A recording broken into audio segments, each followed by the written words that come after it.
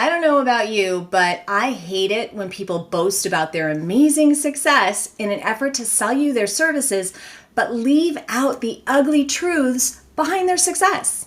Don't get me wrong, we all need to know those successful stories from trusted experts to help us to know what to do next. But pandering to people's basic desire to make money is borderline predatory to me. Well, this is not one of those videos. I'm going to tell you how I made $60,000 in 90 days licensing 3 products, but I'm going to explain the unique combination of timing, authority, and experience that made it all possible. This way, you can set reasonable expectations for yourself on your journey.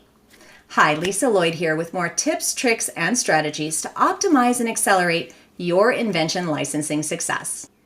If you like this video when we're done, please subscribe and hit that notification bell so you can be the first to know when I've posted a new video each week. Oh, and ask me anything in the comments below. I read and answer every one of them, and they help me to know what to bring you in future videos. About 15 years ago, I had one product, the French Twister, licensed and was earning a minimum of $60,000 a year. I was feeling the urge to invent again, but having a great idea just pop into my head wasn't like clocking into a job. So I opened my mind and started looking for problems worth solving. Since I had a successful product in the hair accessory category, it just made sense for me to focus on that category and leverage that success. The French Twister was well known, so I believed that it would make licensing again to that same company or any of their competitors a lot easier than calling on companies that I had no reputation or credibility with. I started by looking at existing accessories that sold really well but had a major room for improvement. One of the most popular products on the market at the time was, and still is, jaw clips. I knew that they sold well all over the world and there was definitely room for improvement. The problem with them was that they pinched or pulled hairs and hurt your head if they were banged. Not to mention, they were not especially sexy with this little ugly spring. So I invented soft claws using an empty soda bottle to make a working model and test it. Once I was sure that it worked well and solved both of those pain points, I filed a patent application. Around the same time, I was helping someone else flesh out an idea she had for an air dry hair straightener that would pull waves and curls out of the hair while it was air drying. As I experimented with different materials, cutting things apart and modifying existing products to figure out a way to do it, I accidentally created something that didn't pull curls out, but instead added these beautiful and consistent waves from the scalp all the way down to the ends of your hair. Unfortunately, this was not at all what she needed, but I knew it was still a good idea and a viable product. It reminded me of Alexander Fleming, who accidentally invented penicillin after returning from a 2-week vacation to find that mold had developed on a contaminated culture plate. Okay, so I didn't invent a cure for infectious disease, but maybe for bad hair days. So I filed a patent application for Weave and Wave and had 2 patents pending on products ready to license. The third product was actually something that I had invented nearly 5 years earlier, right after the French Twister. This one was a little different situation because I had a radio talk show and one of my guests was a very successful manufacturer rep. After being on my show, he implored me to allow him to invest in whatever I invented next so that he could make it and sell it with his expertise. I had a lot of novelty ideas, but one accessory in particular for a product that would leverage the popular squeeze clip technology. Essentially, it was a universal base that could be worn alone, but interchangeable with tops that could be swapped out for new designs and colors, called pop tops. He loved the concept and we drew up a partnership agreement and began manufacturing in China. Long story short, he overestimated his skills and I underestimated, well, pretty much everything. And he never sold a single unit of that inventory. So I still had this patented product doing absolutely nothing. 5 years later, that became product number 3, ready for license. I made appointments with Scunci and Goody, and they flew me in and wined and dined me. Now you have to remember, I was making Scunci a lot of money at the time with the French Twister, so everyone was very anxious to have dibs on my ideas.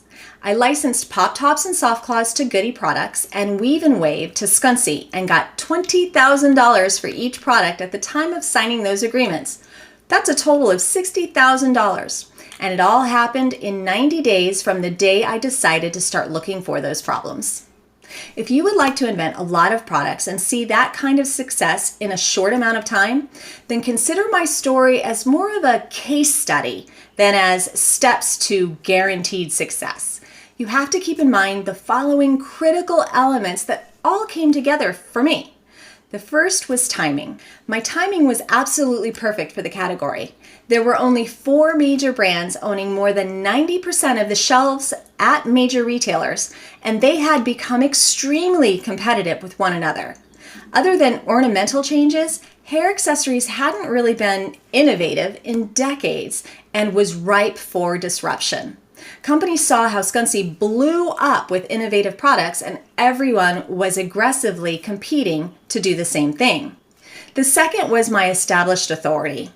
I had already developed and established strong relationships in the category, making it easier for me to just pick up the phone and set 2 appointments. Scunci was a no-brainer, but I really loved the Goody brand and I wanted to see what they would offer. So I found the phone number for the president and called his secretary to book an appointment. I called with humility but authority. I simply told her that I was the inventor of the French twister and had a few new products that I would like to discuss and see if he would be interested. I still remember when he called me back personally, almost immediately, to book me for a trip out to meet him and the team. He clearly saw me as an authority. The third is expertise leading to better solutions. I already knew the industry very well and understood the buying habits for hair accessories. I had a clear understanding of what sold well and why.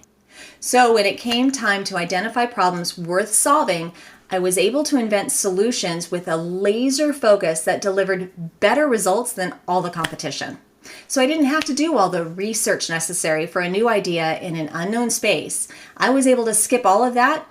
And in hindsight, when I put the great timing, the established authority, and the domain expertise all together, I was able to create wow solutions, get meetings, and close 3 deals super fast. I'm sure there are even more things that helped me, like very little negotiation on the terms because we'd already done it before. But I think those 3 are the main reasons. But what do you do if you don't already have that in place? Well, book a free strategy session with me to map out the path for your success based on your personal product and circumstances. Thank you for joining me today. Please don't forget to hit those like, subscribe, and notification buttons. And ask your questions in the comments below. I read and answer every one of them, and they help me to know what to teach you in future videos. Happy inventing!